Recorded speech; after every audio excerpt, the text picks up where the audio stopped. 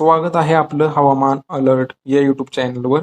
आणि हा आहे पुढील 3 दिवसाचा म्हणजेच 19 जून, 20 जून आणि 21 जूनचा हवामान अंदाज.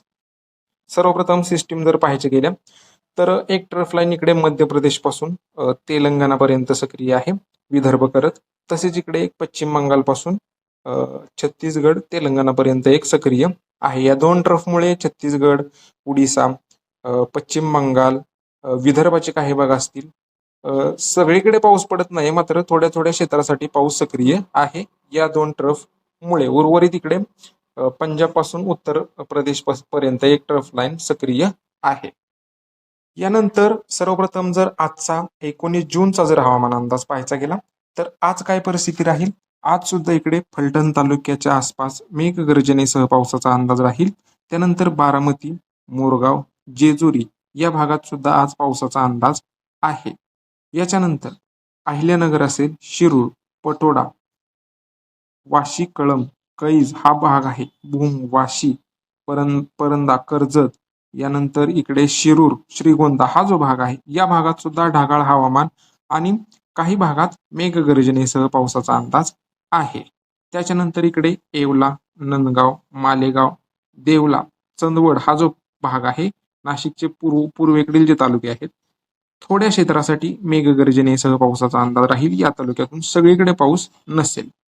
कन्नड, फुलंबरी, सिल्लोड, सोयगाव ढगाळलेलं हवामान राहील.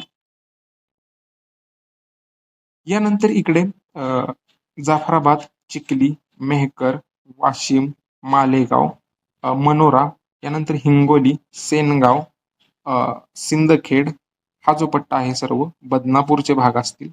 या सर्व भागातून ढगांचा पॅच बनेल. पुसद, महागाव, उमरखेड, मोहोर, किनवटचा सुद्धा भाग यामध्ये येतोच.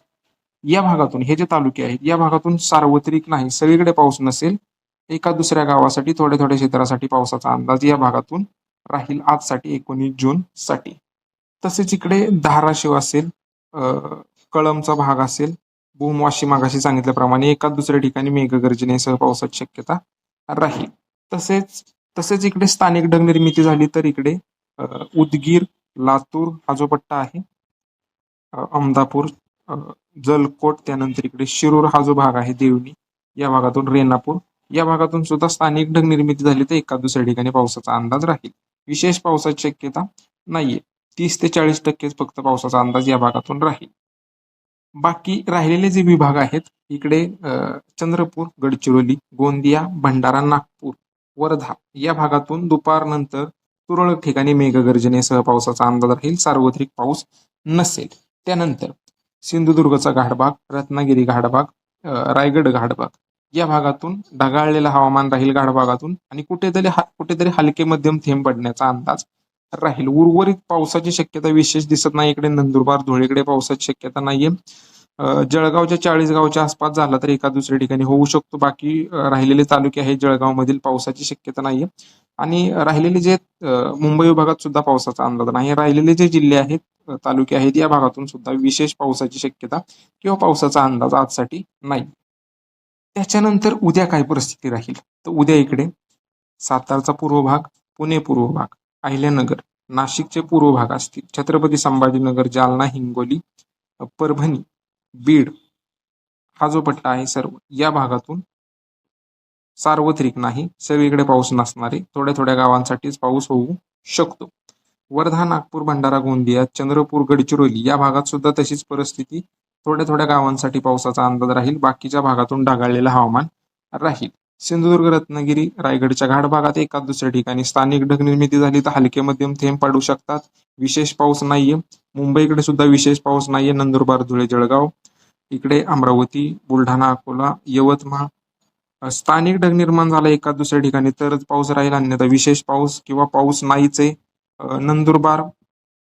इकडे नांदेड, लातूर, धाराशिव एका दुसऱ्या ठिकाणी पावसाचा अंदाज राहील. विशेष पाऊस उद्या सुद्धा या भागातून नाहीये.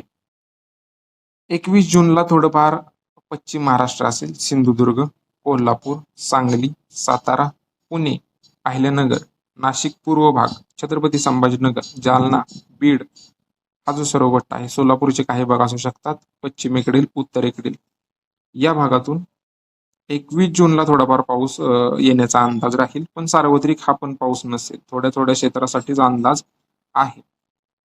उर्वरित स्थानिक ढग निर्मिती झाली तिकडे परभणी, हिंगोली, यवतमाळ, वाशिम, वर्धा, नागपूर, भंडारा, गोंदिया, गडचिरोली, चंद्रपूर या पट्ट्यातून स्थानिक ढग निर्मिती झाली तर एखाद दुसऱ्या ठिकाणी पावसाची शक्यता राहील. अन्यथा पाऊस काही विशेष नाही, एखाद दुसऱ्या गावासाठीच होऊ शकतो.